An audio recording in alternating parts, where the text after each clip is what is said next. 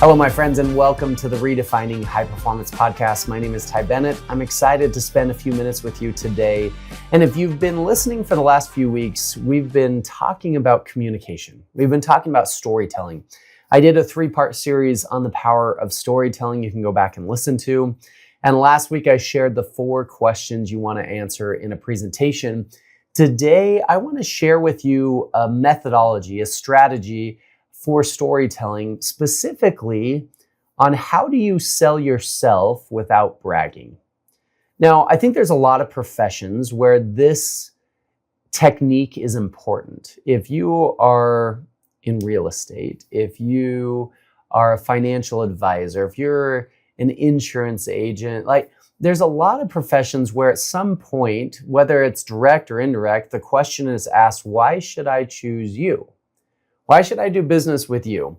And because of that, over time, I've coached a lot of people who are in that space. And so I've developed this methodology to help you to understand how to share that story. How do you win people over without coming across as cocky? How do you balance that line of being able to share, this is why I'm unique, special, good at what I do, somebody you want to choose, somebody you want to partner with, somebody you want to do business with, but not push them away, not come across as cocky, not come across as, a little bit full of yourself. And so I think there is a line. The first thing I want you to understand is that you cannot make yourself look better by putting other people down.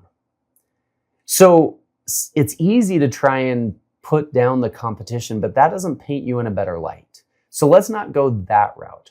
What I want you to do is develop a story that positions you in the way that you want your potential client, potential partner to see you.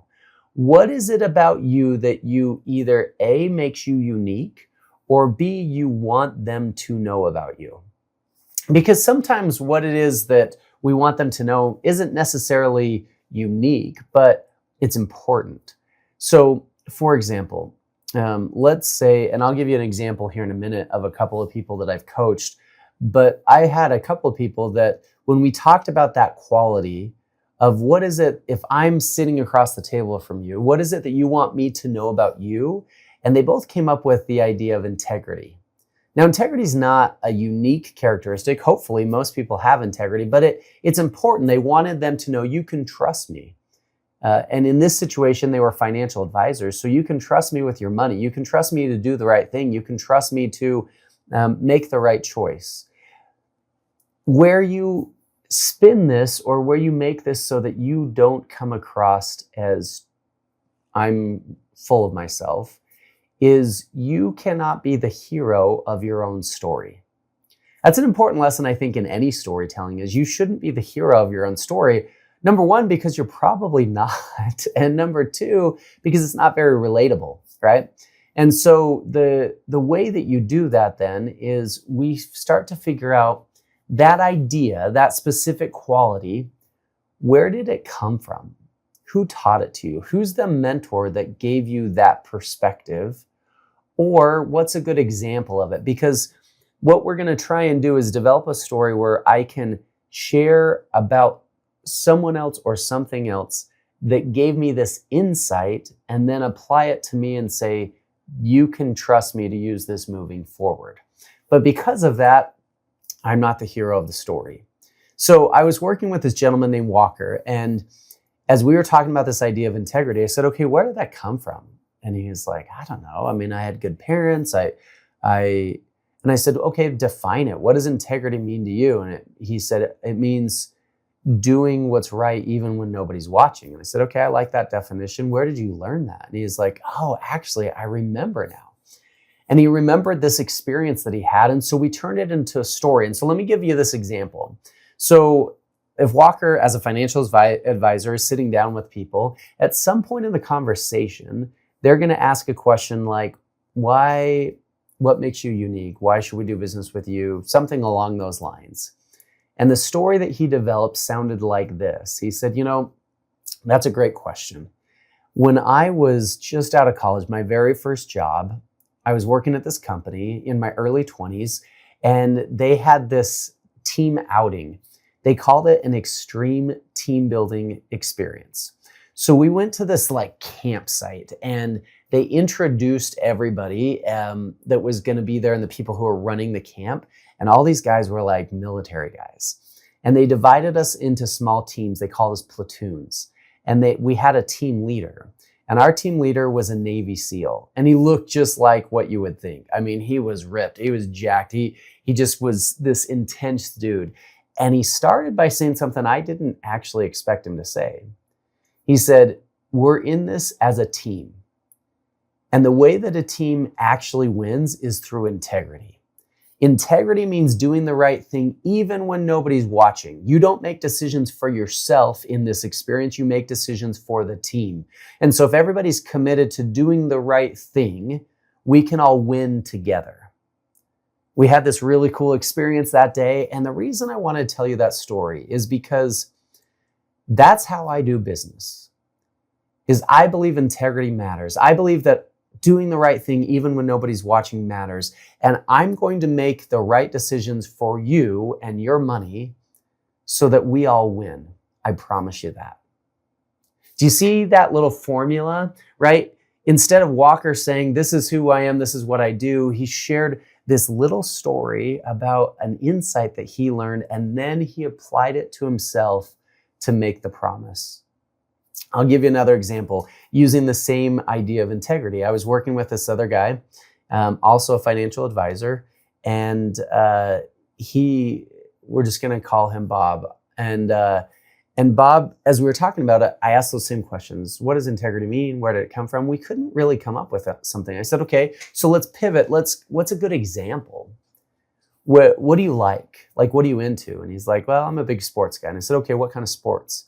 And he's like, actually, the thing I like the most is the Olympics. And I was like, perfect. There's got to be a good example of integrity in the Olympics. Like, let's talk. What sports do you like? Do you like team sports? Do you like individual sports? And he's like, mostly, I mean, Summer Olympics, that was the most recent at the time.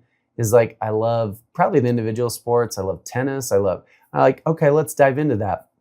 And we came up with this really cool example. So this is what it would sound like for Bob. Is somewhere in the conversation, somebody asked the question, like, what makes you unique? And say, do you guys watch sports? Do you like the Olympics? We just had the recent Olympics. I love watching the Olympics. And, when we were watching the Olympics in Beijing, I was watching tennis. And in the quarterfinals, there's an American named James Blake. And he was playing this Chilean. I don't remember his name. And there was a shot where James Blake hit the shot and it landed right at the feet of the Chilean, and it was called out. And James Blake just stared up at the judge for quite a while. It was kind of awkward. And in the Olympics, you can't overrule the call. You can't change it. Once it's made, it's made. And then James Blake did something in tennis you don't normally do. He just stared down his opponent for a while, as if to say, like, that was in. And if you're watching on TV, they're watching the replay, it was clearly in, and it was right at the guy's feet. He would have seen it. So they play out the match. At the end, in the press conference, somebody asked him about that response, about that specific shot. And James Blake did something that you normally don't do in the Olympics. You normally don't do in tennis. It's a gentleman's sport, right? Is he kind of called out his opponent. He said, no, that shot was in. And if you watched it on TV, I'm sure you could see it was in. And here's the thing, my opponent knew it was in because it almost hit him in the foot. He said, here's why I stared at him, because my dad was sitting in the front row.